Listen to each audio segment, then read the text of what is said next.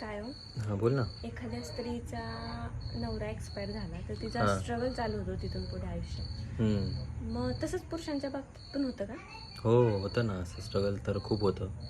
त्यामुळेच तर म्हणजे बऱ्याच लोकांची अशी मेंटॅलिटी असते, की पहिले पुरुषांनी वर गेलेलं बरं राहतं. कारण तो जर खाली राहिला आणि त्याच्या आधी त्याची पत्नी गेली, हम्म. तर तो जगू शकत नाही. स्त्री स्वतः किती जरी त्रासात असेल, तरी मुलांना सांभाळू शकते, ती लढू शकते.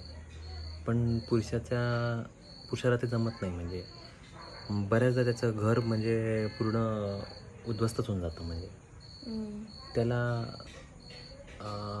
म्हणजे माहेर पण नसतं ना, की स्त्रीला जर म्हणजे अशी काही घटना तिच्या आयुष्यात घडते, तर ती माहेरी चालली जाते बऱ्याचदा. भाऊ सांभाळतो हम्म. किंवा अनेक जण सांभाळतात सुद्धा.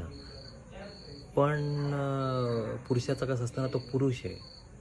त्यामुळे त्याला त्याला एवढा काही गरजा लागणार नाही. तो जॉब करतो किंवा अ, बऱ्याच जणांनी अशा व्यक्तींना गृहीतच धरलेलं असतं. त्यांना वाटत असतं, की हे लोक स्ट्राँग आहे, त्यांना काही आधाराची गरज नसावी किंवा असली तरी तो पुरुष असल्यामुळे त्याला कोणी ऑफर करत नाही तो आधार. असं म्हणजे होत असेल याच्यामध्ये आणि मी अनेक घटना पाहिलेल्या आहेत माझ्या मित्रांच्या घरीसुद्धा असं घडलेलं. हम्म. तर त्या काकांचे रोज स्टेटस असतात त्यांच्या वाईफविषयी वेगवेगळे, की तू हवी होतीस, असं होतं, तसं होतं. म्हणजे आता ते म्हणजे मिड एजमधून थोडं वयस्कर आहेत म्हणजे बऱ्यापैकी ते आता. पण त्यांना क्षणोक्षणी त्यांच्या वाईफची आठवण येते. हालाकी त्यांना मुलं आहेत, सगळे सांभाळणारे आहेत. पण बेटाईम चहा देणारं कोणी असेल तर ती बायकोच असते. आणि मोकळापणा निघून जातो कदाचित त्या व्यक्तीचा. हक्काने कोणाला तो सांगू शकत नाही ही गोष्ट.